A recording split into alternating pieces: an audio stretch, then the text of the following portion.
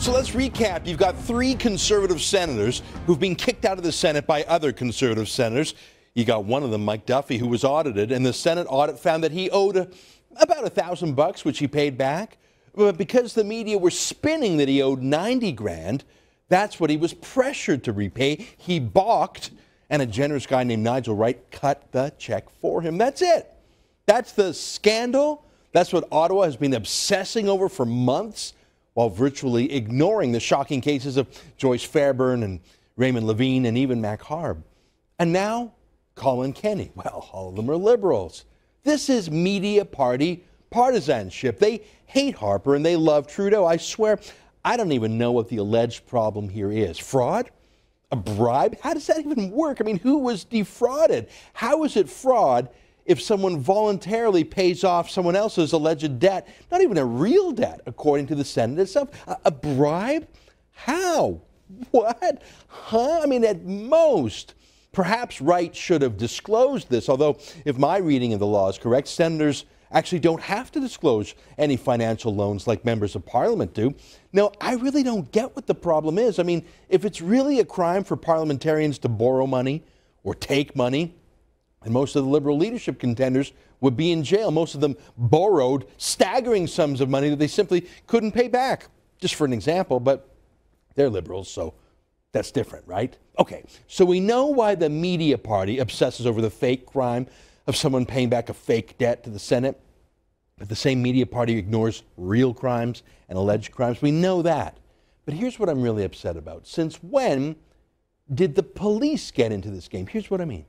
When police investigate a crime, it's just an allegation. They're not judges. They're a partisan party. They collect information they can just by poking around, but also by getting search warrants for the power to compel or seize evidence that normal people like the general public or reporters or the official opposition can't get.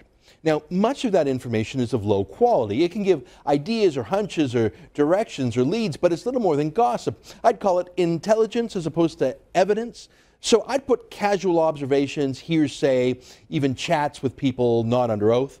It's the police's job to gather as much information as they can, and then in concert with the prosecutors, make a decision about whether or not they have enough to lay charges. And the test is, do they have a reasonable prospect of a conviction? Here's my point. Traditionally, when police are only at that first stage, the investigation stage, the poking around stage, the trying to build a case stage, they do so professionally. That is, they do their work. They don't talk about their work. They don't have press conferences about their work. They don't leak information to gossips in the paparazzi. In fact, to do so, to leak information is not only unprofessional, but it could jeopardize the case.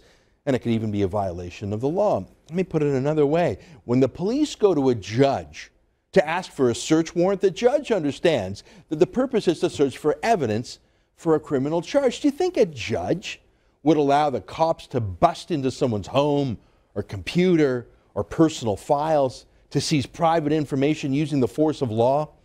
If the real purpose of that search wasn't for criminal charges, but rather just to leak that gossipy stuff to the media? Of course not. The power we give to police is astounding, truly. The license to kill, even. It's to be used judiciously, not for gossip. But that is what's been happening here. The only reason we're still going over the same bloody story about Nigel Wright and his check is because the RCMP, instead of having enough evidence to actually lay charge against Nigel Wright, or even against Mike Duffy, well, they don't. They obviously don't, but they're mad and they're political. So if they can't get their man in court, hell, they'll get them through the media party. So the RCMP dumped their confidential information into the court of public opinion, not the court of law.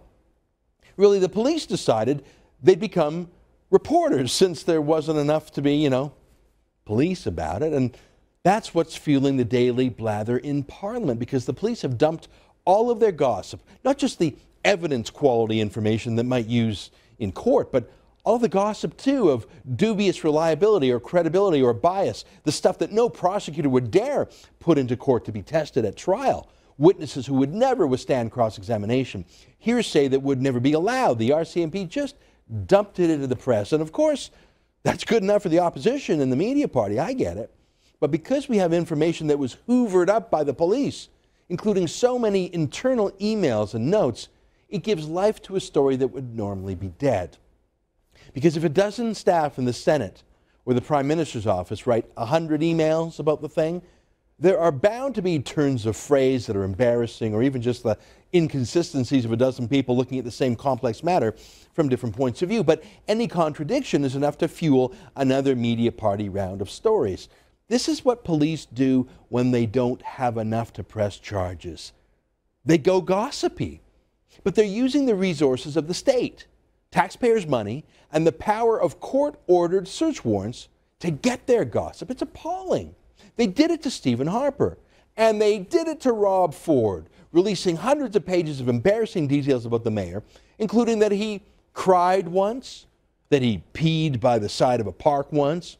Now, in that case, a judge ordered the information released, which is shocking, considering no charges being brought against the mayor, and yet he was mentioned in the released information more than 2,000 times. But the police chief, Bill Blair, had to go even further, standing at a press conference in Toronto in his police uniform, but then launching into political commentary against the mayor. Oh, but saying he was doing so as a private citizen. Yeah, you buffoon, you're in police uniform during work hours at a police press conference talking about a massive police operation tracking the mayor, and your insults against him are as a private citizen? Shut up. But it's just like the ongoing joke that is the so-called robocalls scandal. Again, some scandal. After the 2001 election, Elections Canada's own internal review concluded that though there had been a few minor irregularities, not a single electoral result in the country was in question. But despite this, the crazier elements in the media party have written over 100 news stories about a conspiracy theory that Conservative operatives made misleading phone calls telling Liberal voters to go to the wrong place to vote, and that is why Stephen Harper's Prime Minister.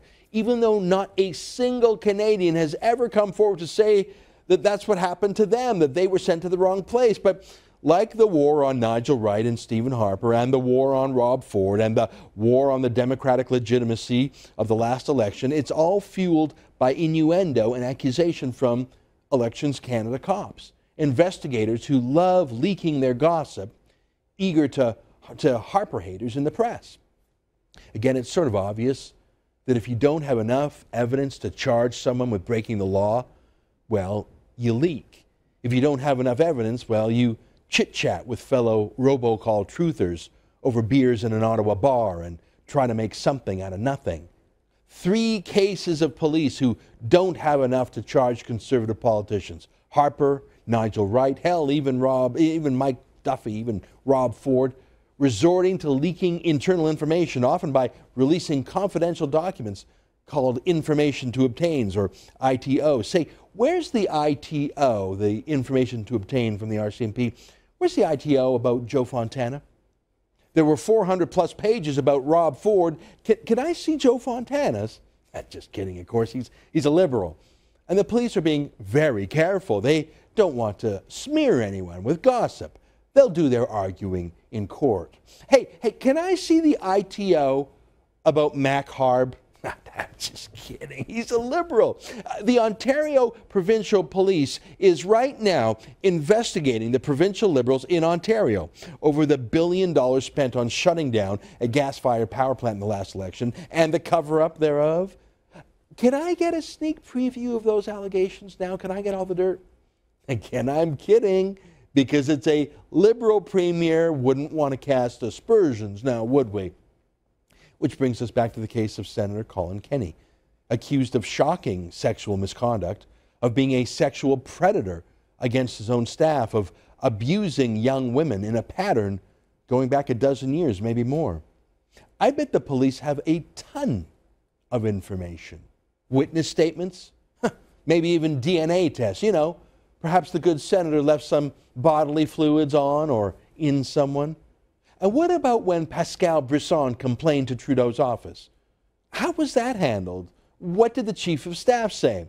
When did he tell Trudeau? What did he tell Trudeau? What did Trudeau say in response? Did he say, back off, Colin Kenny was a friend of my dad? Did he say, let's bury this like we did before? See, if police were equal opportunity gossips, we'd already know.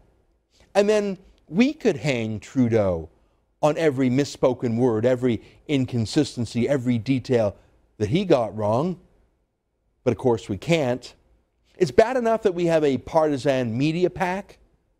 Let's hope the recent streak of partisan police disclosures isn't the start of a political policing in Canada. But in the meantime, Justin Trudeau can rest easy. No police are going to embarrass him or Colin Kenney. Nope. This will blow over for them soon enough. In fact, it already has.